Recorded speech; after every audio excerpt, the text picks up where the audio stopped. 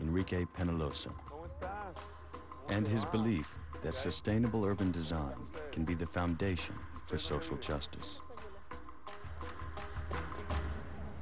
Since I was a child, I was obsessed with making a better country, a better society. I moved to the US when I was 15. Then my father became Secretary General of Habitat, the first United Nations World Conference on Human Settlements, on cities and urban development problems. Until then, I had been obsessed with equality, socialism, and economic development. But then more and more I realized that socialism didn't work through time, and that economic development would come sooner or later. But the way we created cities would really determine the way people would live and how happy they would be. After seeing cities in Europe, Peñalosa said, "As a fish needs to swim, we need to walk, not in order to survive, but to be happy." For 5,000 years we've had cities, and for 5,000 years all city streets were pedestrian only. When cars appeared, we should have at least decided that half the street would be for cars and half for pedestrians. Unfortunately, this was not done this way, and we have done environments which are very horrible, where children grow in fear of getting killed. I mean, and we think it's totally normal. Just tell any 3-year-old child, "Watch out, a car," and the child will jump in fright. I think now we are at a time where we can begin to correct that enormous error. So, at some point, if we want to make a city that is very nice to people, there must be some sort of restriction to car use. We are here at the Avenida El Dorado, one of Bogota's main avenues, and we are in the Domingo Ciclovia. In Bogota, every Sunday, we close about 120 kilometers of main arteries during 7 hours, from 7 in the morning to 2 in the afternoon. And we get more than 1.5 million people coming out. Rich, poor, fat, skinny, old, young. This is a wonderful place for integration. It's the safest place in the city.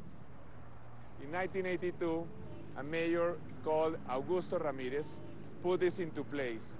And since then, it has been growing more and more and has been better and better organized. I would say this is the seed of everything that has happened in the city afterwards, that we have made a city more for people and restricting car use. I think this was the beginning of the new Bogota. When I came into office, I received a very big transport study I had for the city, which had been done by the JICA, the Japanese International Cooperation Agency. And although it proposed some bus lanes and some public transport, really, it proposed 7 elevated highways. 7 elevated highways which were worth more than $5 billion. And so from the start we said, no, we are not going to do this. We did not have public transport. We had some extremely chaotic bus system, almost individually owned buses, racing like crazy. They would stop blocking the 3 lanes of road so that the buses behind would not overtake them. They would dump people in the middle of the street. There were many accidents, buses even going out of the street into the sidewalk and killing people. So instead of doing this huge investment in elevated highways, we decided we're going to move by public transport. It was a huge battle because the buses, the public buses in Bogota were in the hands of a mafia. So it's a multi-billion-dollar business. And then comes Peñalosa and said, forget it, I'm going to take away the biggest chunk of your business. This is going to be now a system managed by the local authorities. So they were a very powerful political group, which could also bring the city to a halt with a strike. And we were going to substitute them totally by the new system.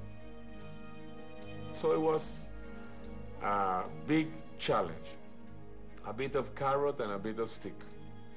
We said, we want you to become and be part of the system, for the traditional bus operators to be the shareholders in the new system. And in fact, there are some of those previous owners that complying with certain rules and regulations and very tough ones, they can be part of the system. And that was intelligent to have them on board. HSN presenta